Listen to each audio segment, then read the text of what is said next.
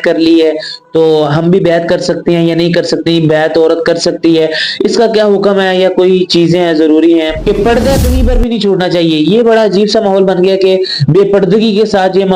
آنا جانا ہو رہا ہے اور بیعت کا جو ہے نا ایک سسٹم ہو رہا ہے، تو ایسا بالکل بھی نہیں ہے۔ خواتین کسی سے بیعت ہو سکتی ہے نہیں ہو سکتی؟ خواتین بالکل بیعت ہو سکتی ہیں، پردے کی حالت ہو، بہت زیادہ پردے کا اہتمام ہو، اس کے ساتھ اگر کوئی پیر صاحب بیعت کرانا چاہیں، اور بیعت کے لیے ان کے والد صاحب یا ان کے شوہر صاحب کی اجازت کا ہونا بہت زیادہ ضروری ہے۔ اور اگلی بات یہ ہے تمام کرے تو انشاءاللہ ان کی اصلاح نفس ہو جائے گی۔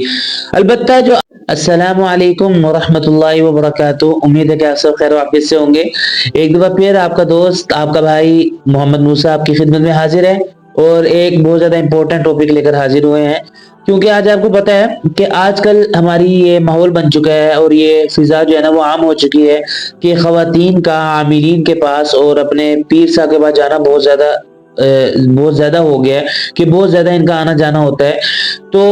اب اکثر خواتین کا یہ سوال آتا رہتا ہے کہ ہمارے محلے میں پیر صاحب ہیں، یا ہمارے محلے میں پیر صاحب آئے ہوئے ہیں، باقی خواتین نے ان کے ہاتھ پر بیعت کر لی ہے تو ہم بھی بیعت کر سکتے ہیں یا نہیں کر سکتے، بیعت عورت کر سکتی ہے، اس کا کیا حکم ہے، یا کوئی چیزیں ہیں ضروری ہیں، تو یہ تمام چیزیں پوچھتے رہتے ہیں۔ تو انشاءاللہ آج اس کو ڈسکس کریں گے، اور وہ باتیں جو کہ ایک بہت زیادہ اہمیت کی حامل ہے، جو ہم ضروری سمجھتے ہیں، جو آج آپ کے سامنے رکھیں، انشاءاللہ وہ بھی ڈسکس کریں گے۔ تو پہلی بات تو یہ سمجھ لیجئے کہ میں نے پچھلی ویڈیو میں بتایا تھا کہ پیر کسے کہتے ہیں۔ بھئی پیر کی سمپل سی تعریف یہ ہے کہ جو اللہ والے ہوں، متبع سنت ہوں، ان کا تعلق اللہ سے مضبوط ہو، کبیرہ گناہوں سے بچتے ہوں، اور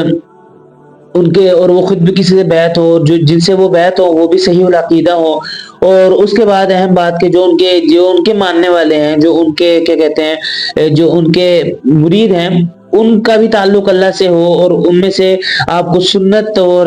اسلام کی جو ہے نا ایک ان کے خوشبو آتی ہو، اور وہ اسلام کے متبع ہوں، سنت کے متبع ہوں، کیونکہ ہم ان پیروں کی بات کر رہے ہیں، ان اللہ والوں کی بات کر رہے ہیں جو ریل اللہ والے ہیں،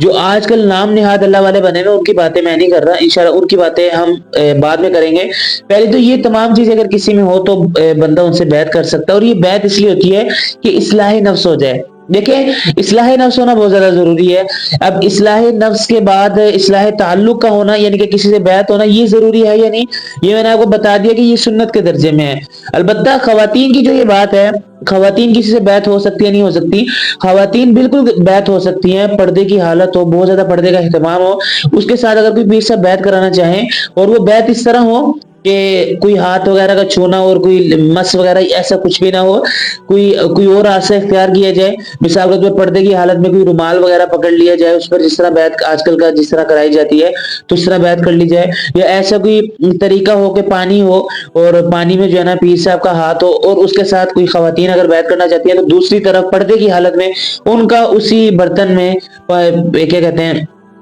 یا اسی حوض میں، یا جو بھی ایک ترتیب ہو تو وہاں پر پانی میں ان کا ہاتھ ہو، تو اس طرح بیعت ہو جائے۔ تو یہ بیعت کے طریقے ہوتے ہیں عورتوں کے، خواتین کے۔ میں پھر بتا رہا ہوں کہ پردہ کہیں پر بھی نہیں چھوڑنا چاہیے۔ یہ بڑا عجیب سا ماحول بن گیا کہ بے پردگی کے ساتھ یہ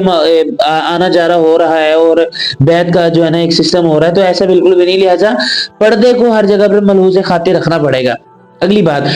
دوسری بات یہ ہے کہ خواتین بیعت کر سکتی ہیں، اور خواتین کے لیے اپنے شوہر اور اپنے والد صاحب کی اجازت کا ہونا ضروری ہے۔ اگر ان کے والد صاحب، ان کے شوہر صاحب منع کر رہے ہیں تو ٹھیک ہے، چھوڑ دیں، کیونکہ اصلاح نفس کے طریقے اور بھی بہت زیادہ ہیں، تو لہٰذا خواتین کے لیے بیعت کے لیے ان کے والد صاحب یا ان کے شوہر صاحب کی اجازت کا ہونا بہت زیادہ ضروری ہے۔ اور اگلی بات یہ ہے کہ خواتین جو ہیں، اگر ان کو ان کی اجازت نہ ملے تو وہ حضرات نے یہ بات لکھی ہے کہ درود شریف کا اہتمام کریں تو انشاءاللہ ان کی اصلاح نفس ہو جائے گی۔ البتہ جو آج کل کے ہمارے نام نہاد پیر صاحب بنے ہوئے ہیں کہ جن کے پاس ایک خواتین کا جھرمٹ لگا رہتا ہے، خواتین جمع ہوئی رہتی ہیں، اور خادم ان کے آگے پیچھے ہوتے ہیں، اور ان کا جو حلیہ ہے وہ بالکل اسلامی نہیں ہے، اور ان کا جو رہن سہن ہے وہ بالکل سنت کے مطابق نہیں ہے۔ کچھ تو ہفتے سے نہائے نہیں ہوتے، اور کچھ تو ہیں جو بہت زیادہ جو ہے ان کی عجیب حالت ہوتی ہے، اور ان کو اپنا نہیں پتا ہوتا۔ آپ سمجھ رہے ہوں گے میں کیا کہنا چاہتا ہوں، کہ جن کو اپنا نہیں پتا ہوتا تو ان کو جو ہے نا آج کل پیر بنایا ہوا ہے، اور ان کے ہاتھ میں لوگ سمجھتے ہیں ان کے ہاتھ میں شفا ہے، تو خواتین بہت زیادہ جاتی ہیں۔ بھائی ایسی کچھ بھی سچویشن نہیں ہے، اللہ معاف کرے، اللہ ہماری سے حفاظت فرمائے۔ اور کیونکہ دیکھیں پیر وہی ہیں، اللہ والے وہی ہیں کہ جن کا تعلق اللہ سے، اللہ کے نبی سے، جو کہ متبع سنت ہو. تو لہٰذا خواتین کا کسی کو ایسے پیر مان لینا اور ان کے پاس آنا جانا، یہ تو انتہائی کبیرہ گناہ ہے. تو لہٰذا پیر صاحب بھی ہوں جو مرضی ہوں، بے پردگی کہیں پر بھی برداشت نہیں ہے. تو لہٰذا اگر کوئی خواتین ہماری بیعت کرنا چاہتی ہیں کسی سے، اور اللہ والے سے بیعت کرنا چاہتی ہیں، جو کہ کیا کہتے ہیں، ایک